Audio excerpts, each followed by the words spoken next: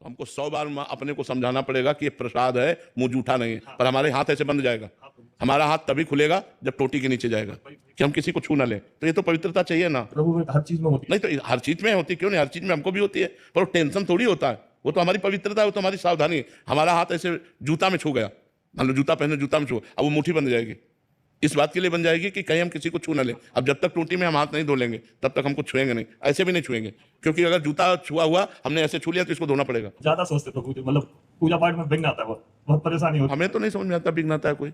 अब तुम उसे मान रहे हो, तुमने उसे दिमाग में ले लिया है, नहीं स्वभाव में अभ्यास में भक्तों के होता है, ये तो स्वभाव में होता है। उसे परेशानी क्यों लेते हो? वो संयम है, वो नियम है, उसको ऐसे धारण करो, वो संयम नियम है, वो हमारी पवित्रता है, उसको ऐसे थोड़ी लेते हैं ऐसे। अब हम निकले ऐसे, हमसे कोई टच हो गया तो हम नहाने जाए, ऐसा नहीं है।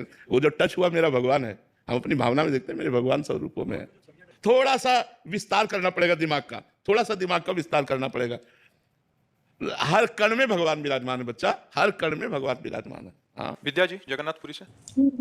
श्री हरिवंश महाराज जी, हम जगन्नाथपुरी के निजी सेवकों के यहाँ बर्तन, झाड़ू इत्यादि का कार्य करते हैं। नित्य जगन्नाथ जी का महाप्रसाद और पहनने के लिए वस्त्र उनके निज सेवकों द्वारा ही प्राप्त होते हैं। उसी से मेरा और परम सौभाग्य, मेरे बच्चों का पालन पोषण होता है। तो क्या नित्य प्रति महाप्रसाद पा सकते हैं? अरे ये तो सौभाग्य, महाप्रसाद पाके जियो, इससे बढ़िया और जीवन क्या है? बहुत बढ़िया जीवन है। सत्संग में हम सुने आपसे, किसी का दिया हुआ वस्त्र, किसी का दिया हुआ। सत्संग में हमने आपके द्वारा सुना कि किसी का दिया हुआ वस्त्र या किसी का दिया हुआ भोजन सहसा ना नहीं लेना। नहीं, आप तो सेवक हो ना उनके, तो स्वामी के द्वारा भरण पोषण जो हो रहा है वो किसी के दिए हुए, मतलब हम किसी के यहाँ पोछा बर्तन झाड़ू करते हैं तो हम तो सेवक हुए ना उसके। अब वो हमें वस्त्र दे रहा है, हमें भोजन दे रहा है, हमें पैसा दे रहा है, हमें वास दे रहा है, तो वो तो हमारी सेवा के परिणाम से दे रहा है। हम कोई उससे भीख थोड़ी मांग रहे हैं। और प्रसाद तो ऐसी चीज है कि आप तो सेवा करते हो, सेवा ना करता हो, पता हो यहाँ प्रसाद मिलता है तो मांग के खा लेना चाहिए।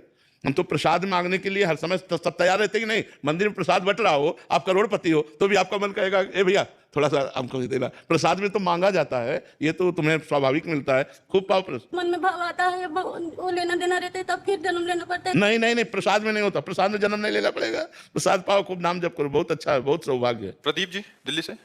श्री हरिवंश।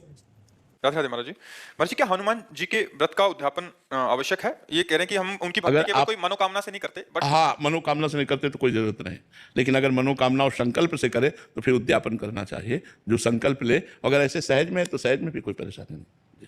शेर सिंह जी। राधा वल्लभ जी। राधे राधे महाराज जी। महाराज जी, मैं पहले जब वृंदावन आया था तो हफ्ते तक वृंदावन में ही रुका।